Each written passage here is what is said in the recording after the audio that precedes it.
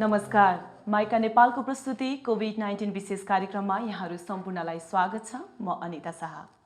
यो कार्यक्रम तपाईहरूले नेपाल अधिराज्यभरि 25 वटा रेडियो स्टेसन र टेलिभिजन मार्फत देख्न र सुन्न सक्नुहुनेछ।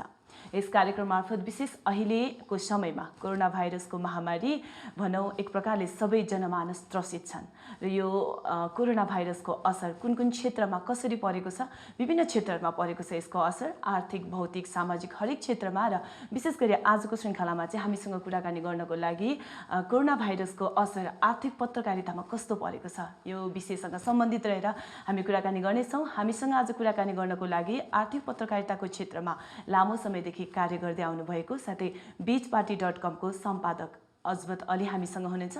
उहाँसँग रहेर हामी कुराकानी गर्नेछौँ। स्वागत छ हजुर हाम्रो कार्यक्रम। धन्यवाद। आराम हुनुहुन्छ? हजुर एकदम ठिक। आजभोलि केमा व्यस्त हुनुहुन्छ?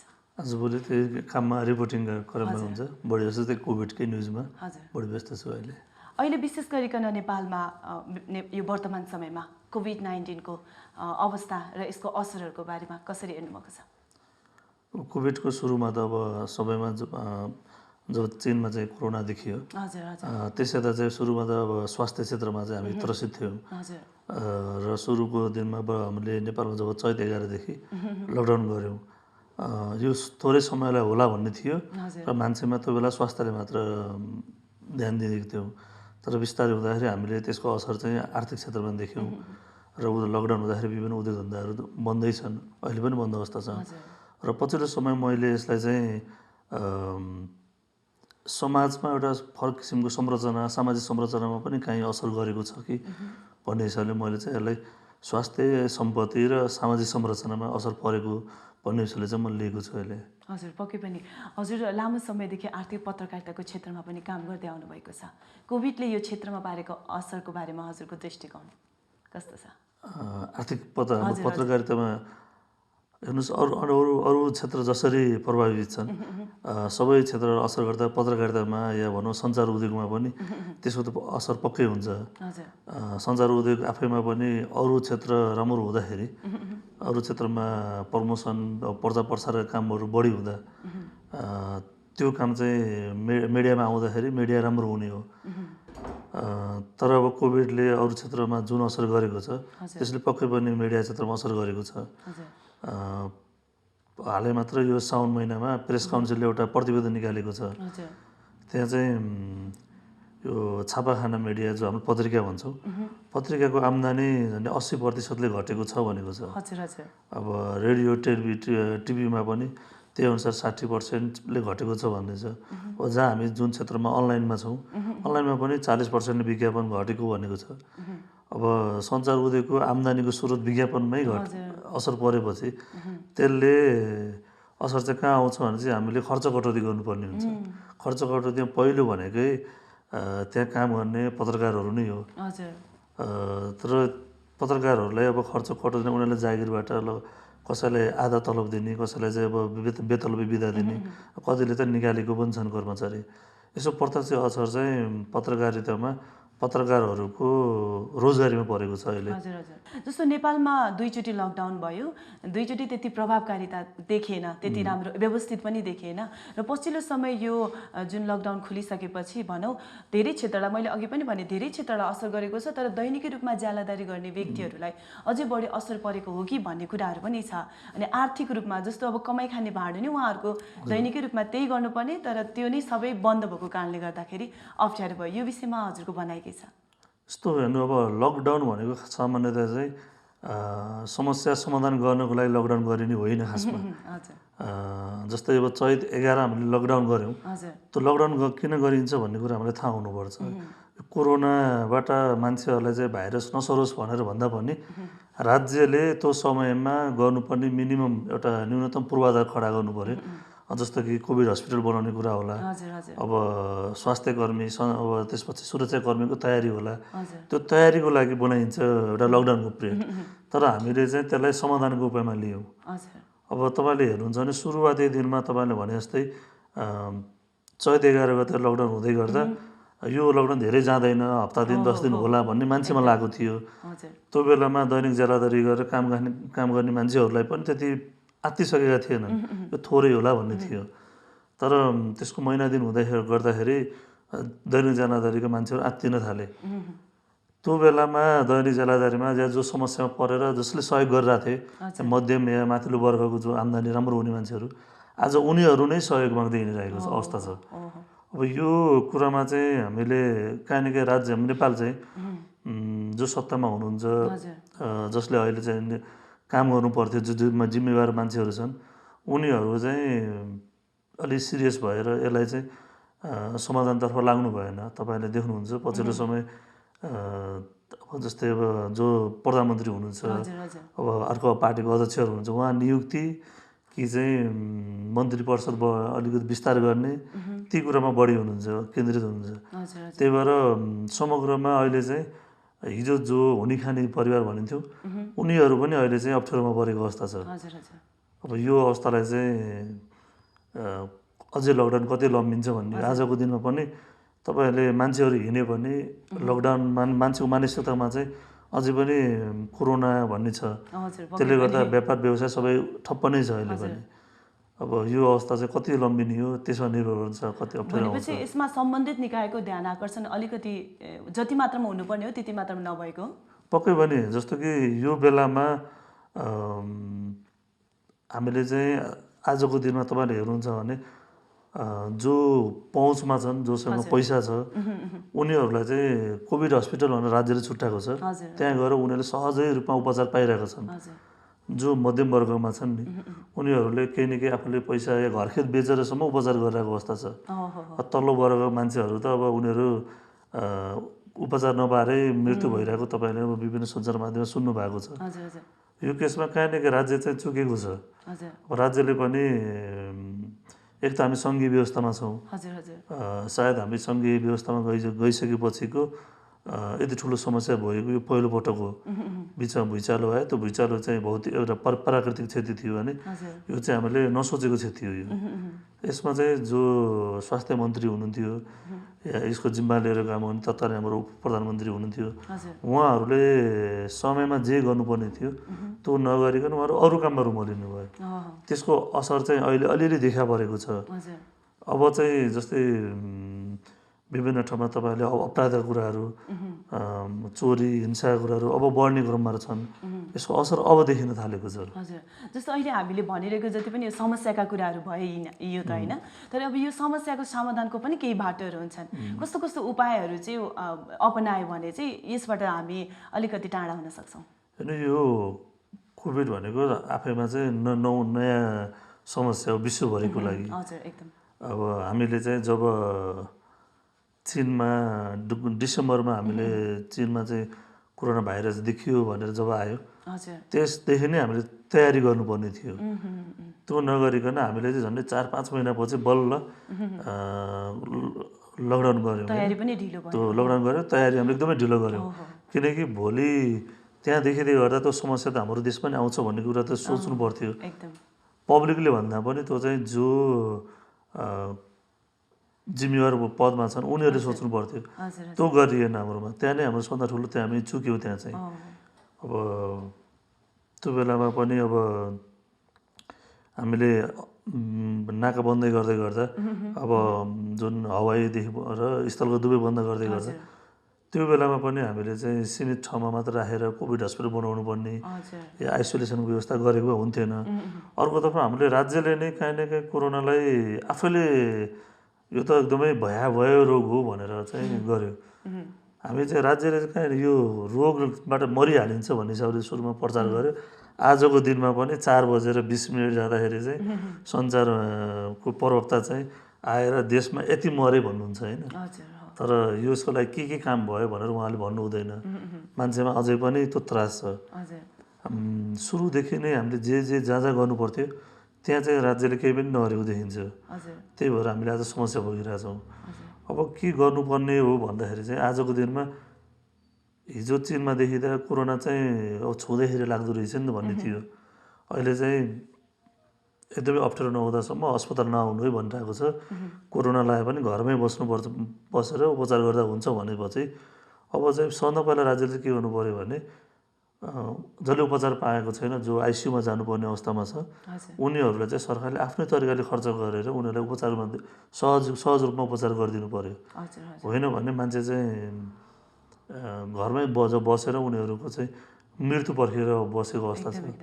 र सरकारी तर्फबाट गरेका कति सेवा सुविधाहरू जस्तै क्वारेन्टिनकै कुराहरू पनि कति अव्यवस्थित भएको कुराहरू विभिन्न न्युजहरूबाट आइरहँदा चाहिँ यो विषयमा हजुर के भन्नुहुन्छ? होइन, क्वारेन्टाइन कस्तो हो भने चाहिँ अहिले मैले अघि पनि भने हामी चाहिँ अहिले 3 तहमा छौँ, केन्द्र, प्रदेश र हामी तहमा छौँ। अब केन्द्रले गर्ने काम, केन्द्रले बजेट छुट्याउने पठाइदिने हो। अब हाम्रो तहको जो स्थानीय सरकार भन्छ हामीलाई, उहाँहरू पनि अहिले पहिलोपटक हो अब आफ्नो जिम्मेवारी लिएर काम गर्नुभएको र समस्या पनि नयाँ हो, खासै कसरी पहिला एक्सपिरियन्स गरेको थिएन। अब क्वारेन्टाइनको कुरा जहाँ छ विभिन्न ठाउँमा आएको छ, अब यो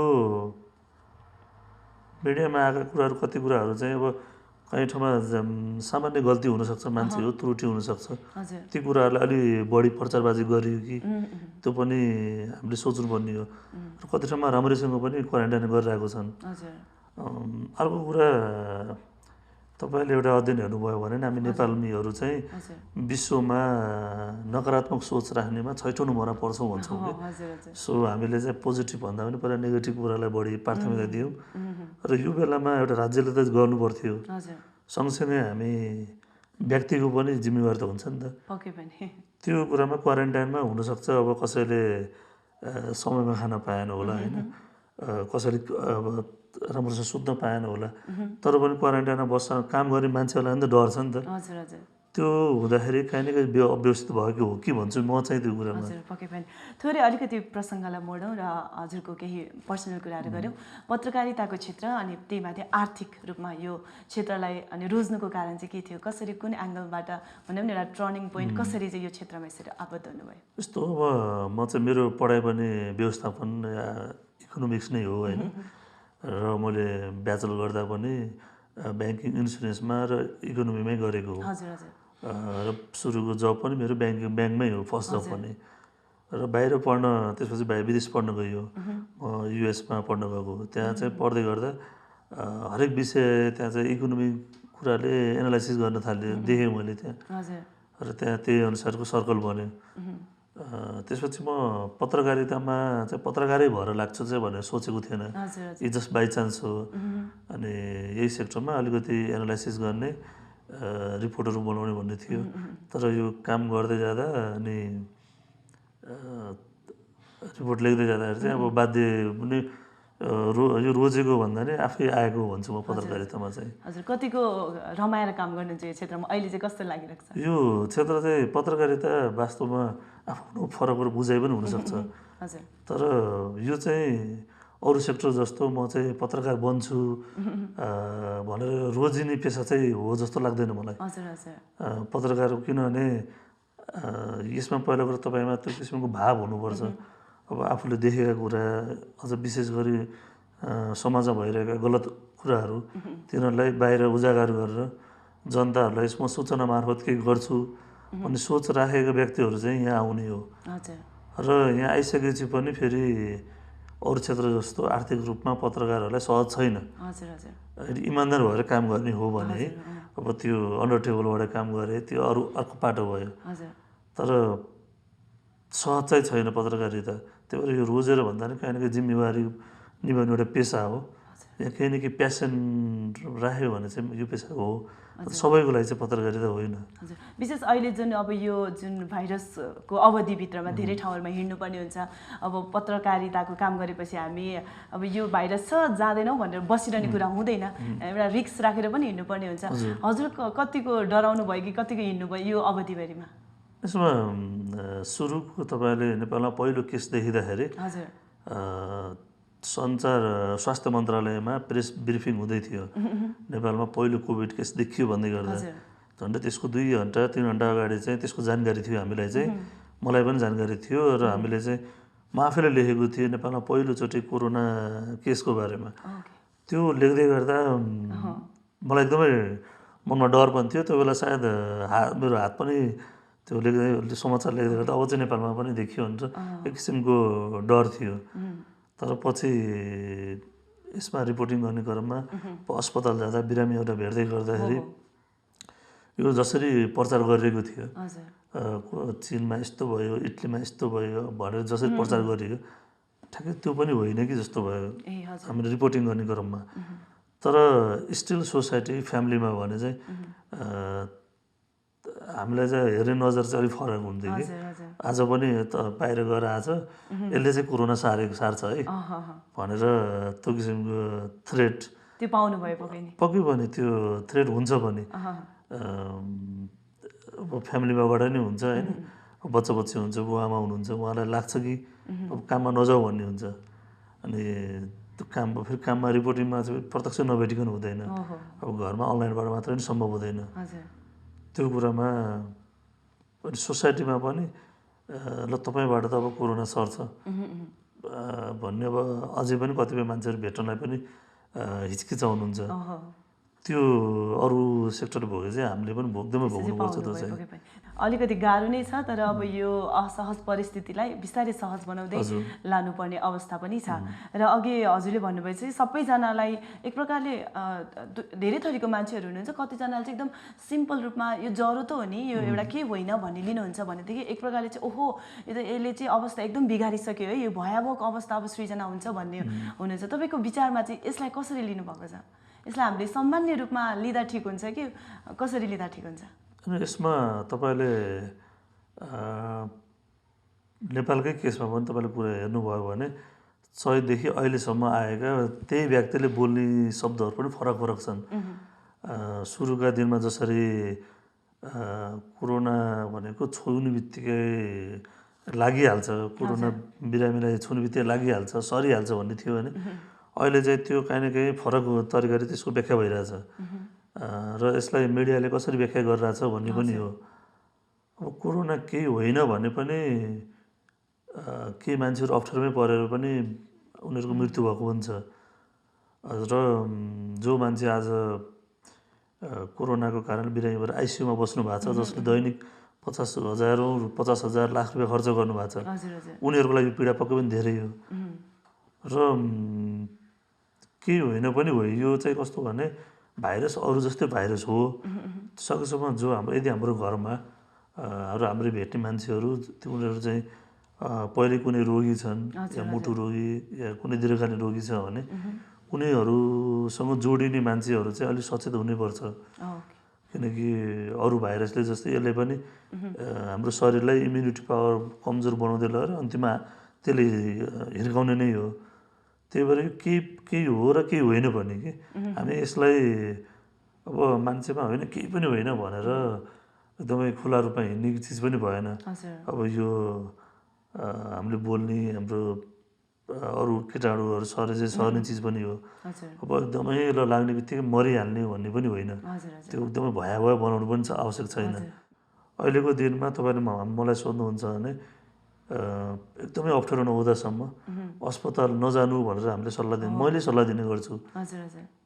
यसको लजिकल कुरा के हो भने जो अस्पताल जानुभएको छ, जो निको हुनुभएको छ, नेपालमा अब 96-97% निको भएको छन्, त्यो कुनै औषधि खाएर निको भएको होइन, औषधि नै छैन भने चाहिँ एउटा आत्मबल नै हो।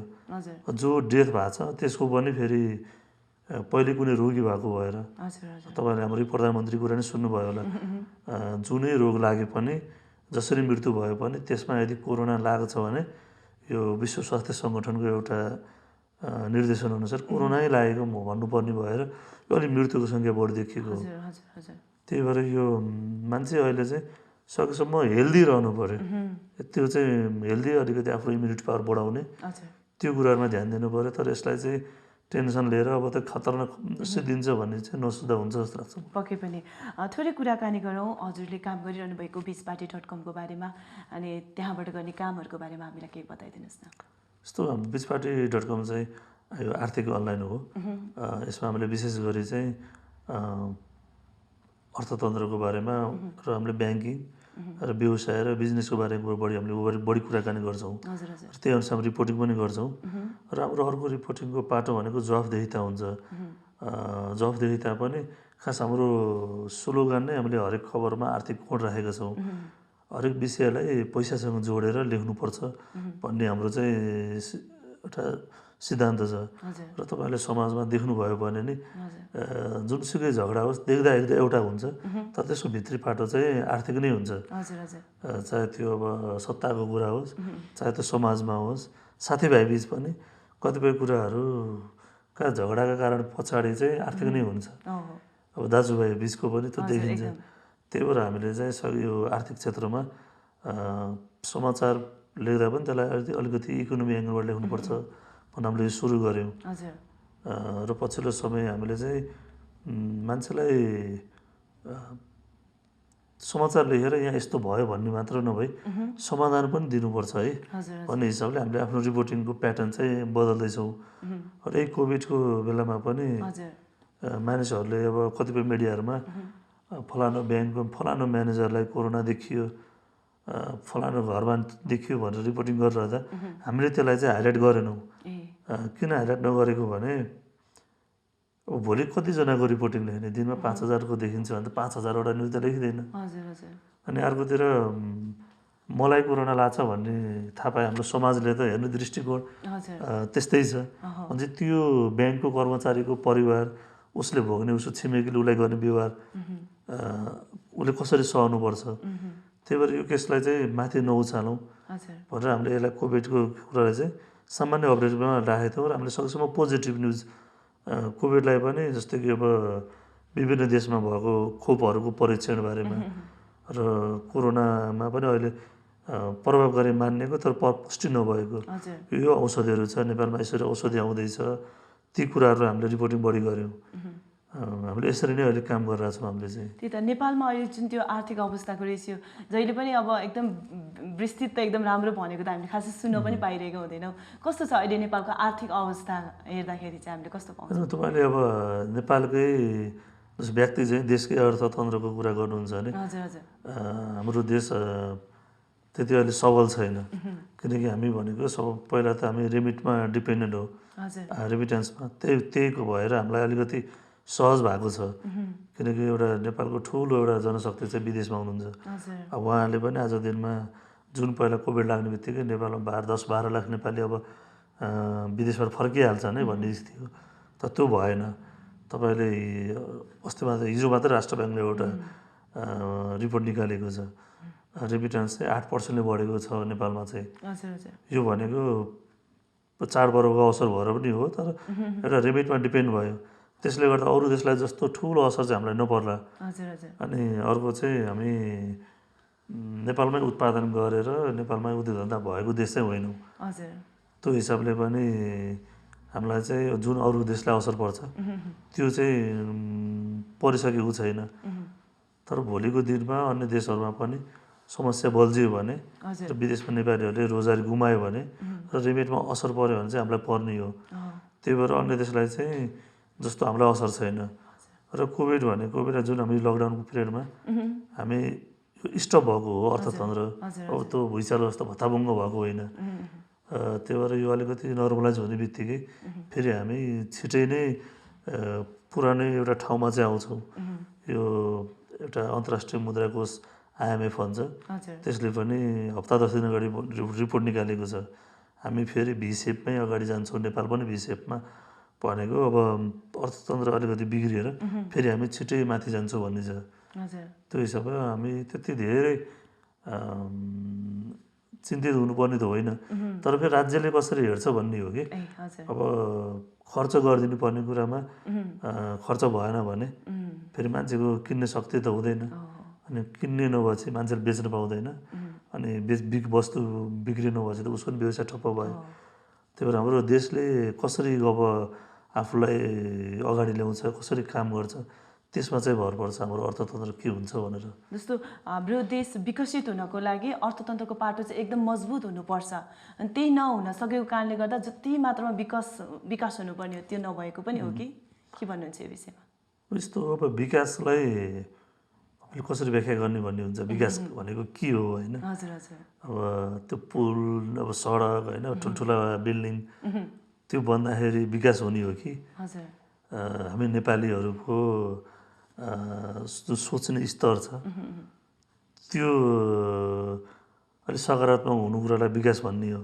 यो विकासको डेफिनेसन चाहिँ अलि आफूमा फरक हुन्छ नि। अब काहीँ राम्रै सडक बन्यो भने पनि त्यो सडकमा हिँड्दाखेरि जथाभावी फोहोर गर्नु हुँदैन भन्ने सोच भएन भने त भोलि पनि त्यो सडक अमेरिकाको सडकमा नेपालीलाई राख्यो भने फेरि हुने त त्यही नै हो। त्यही भएर अब विकास किन भएन भन्दा नि प्रत्येक नेपालीहरू आफै अलर्ट हुनुपर्छ। अब आफू पनि खालि नेतालाई मात्र गाली गरेर अब विकास भएन भन्नुभन्दा पनि आफू पनि जिम्मेवार हुनु पर्यो। अनि आफू जिम्मेवार भएपछि अरूलाई पनि जिम्मेवार गर्न सकिन्छ। अनि उसले सबैले आफूले गर्नुपर्ने काम भयो चाहिँ बल्ल डेभलप हुने हो कि। त्यही भएर हामीले विकास चाहिँ भयो भएन भन्दा पनि नेपालीको स्तरलाई चाहिँ विकास गर्नुपर्छ भन्छु म चाहिँ। हुन्छ, धन्यवाद हजुरको व्यस्तताको बावजुद पनि हामीलाई समय दिनुभयो र विशेष आर्थिक क्षेत्रमा यो कोभिडले पारेको असरहरूको बारेमा एकदम विस्तृत रूपमा हामीलाई बताइदिनु भयो। जाँदै गर्दा मैले नसोधेका तर हजुरले भन्नै पर्ने केही महत्त्वपूर्ण कुरा छन् भने हामीलाई भन्न सक्नुहुन्छ? यसमा मैले एउटा कुरा चाहिँ जस्तो कि हामीले जुन तपाईँले भन्नुभयो अर्थतन्त्रको कुरा गर्दै गर्दा यो कोभिड चाहिँ आफैमा नौलो हो सबैको लागि। त्यही भएर हामीले यसलाई चाहिँ एकदमै अपराधको जस्तो यो अछुतको व्यवहार गर्नुभन्दा एक त यो भाइरस हो भनेर सबैले आफ्नो रूपमा सोचेर व्यवहार गर्नु पर्यो। दोस्रो कुरा चाहिँ अहिले जति पनि आर्थिक रूपमा जहाँ कमजोर हुनुहुन्छ नि खालि राज्यले गर्छ भनेर हुँदैन क्या। सरकारले गरेन भन्दा नि हामी आफ्नो लेभलबाट जस्तै मसँग 100 रुपियाँको क्षमता छ भने मैले कम्तीमा 90 रुपियाँसम्म त कसैलाई सहयोग गर्न सक्छु नि। भने प्रत्येक परिवारको अर्को परिवारसँग जिम्मेवार हुन्छ। त्यही भएर यो समस्या सबैलाई परेको छ। राज्यसँग पनि एउटा सीमित स्रोत साधन हुन्छ। त्यही भएर हामीले आफ्नो लेभलबाट जो समस्यामा परेका छन् उनीहरूलाई सहयोग गर्नुपर्छ अहिले। र एकअर्कालाई सहयोग गऱ्यो भने मात्र हामी चाहिँ यहाँबाट माथि जान्छौँ।